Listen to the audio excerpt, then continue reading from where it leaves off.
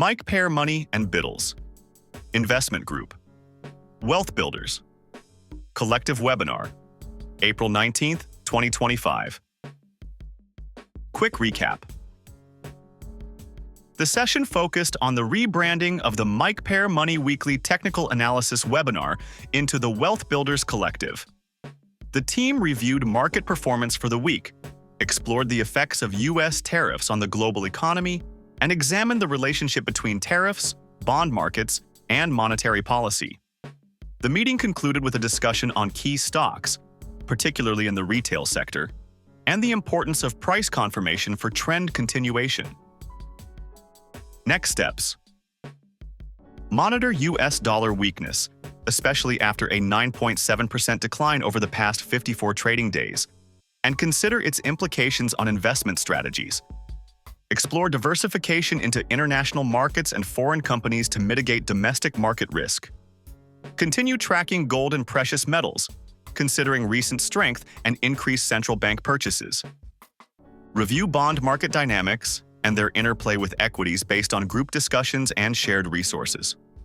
Monitor developments in Joby Aviation's partnerships with Uber, Delta, and Toyota for investment opportunities. Watch retail sector momentum in light of strong retail sales data. Await GNC's earnings report before adding to any positions.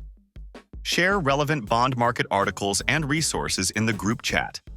Continue sharing insights on international opportunities in future sessions. Detailed summary. Market overview and rebranding. The rebrand of the group's technical analysis webinar into the Wealth Builders Collective was announced, signaling a broader focus beyond charts to holistic wealth-building strategies. Market analysis highlighted a downtrend across the Dow, Nasdaq, and Russell indices, while the S&P 500 showed signs of stabilization, with all recent opens and closes forming a base around 52.70. The VIX dropped from 34.80 to 29, reflecting a decline in volatility. Potential updates to the webinar's format and focus were briefly mentioned. Bond market and government financing. Discussion explored how foreign bond sales can lower U.S. bond yields, making it more difficult for the federal government to service its debt. It was noted that bond yield fluctuations not only impact government balance sheets, but also affect income for bondholders. The discussion drew comparisons to the IPO market and referenced the global coordination of bond activity, demonstrating the interdependence of international financial systems. Tariffs and global economic interconnectivity. The economic impact of U.S. tariffs was examined, including potential retaliatory actions from international trade partners. Concerns were raised about the United States' leverage in global trade, especially amid rising debt levels. Additional insights were shared on how tariffs might disrupt supply chains and influence central banks' policy decisions, along with manufacturer behavior and U.S. consumption trends. Tariffs disrupting bond market norms.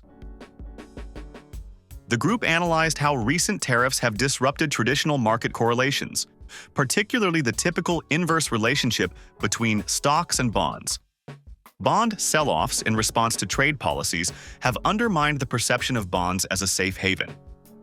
The Federal Reserve's resistance to political pressure to lower interest rates was also noted as a key development.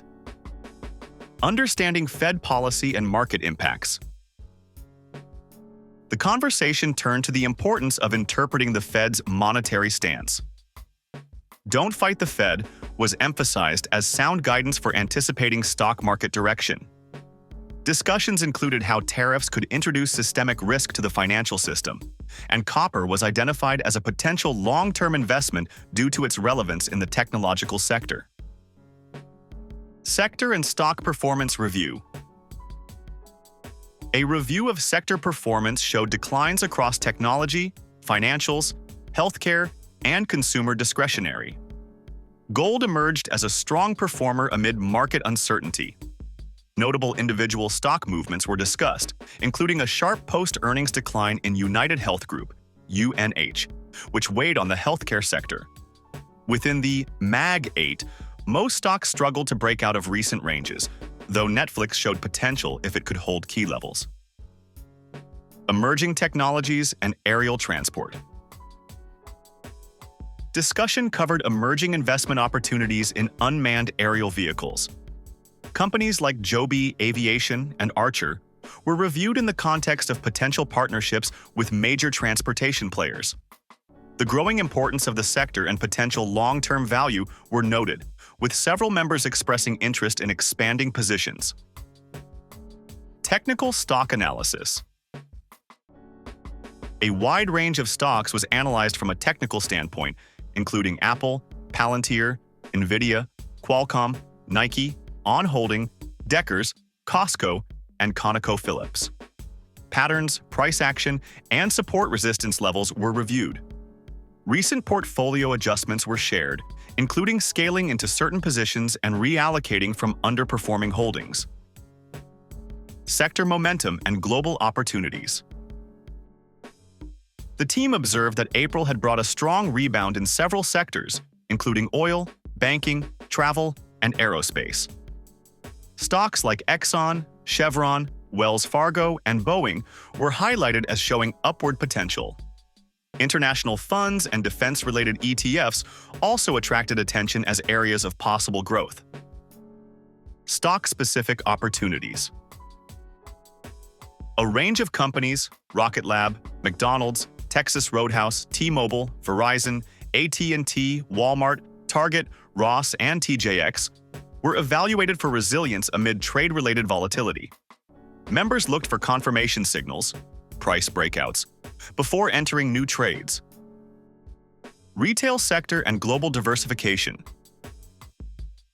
Retail sales were reported up nearly 2%, sparking discussion on dollar store chains such as Dollar General, Dollar Tree, and Five Below.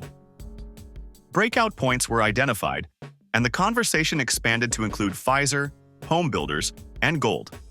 The group was encouraged to remain open to foreign investments, recognizing missed gains like gold's 35% rise this year. The session ended with a call to broaden horizons and pursue strategies beyond traditional U.S.-based equities,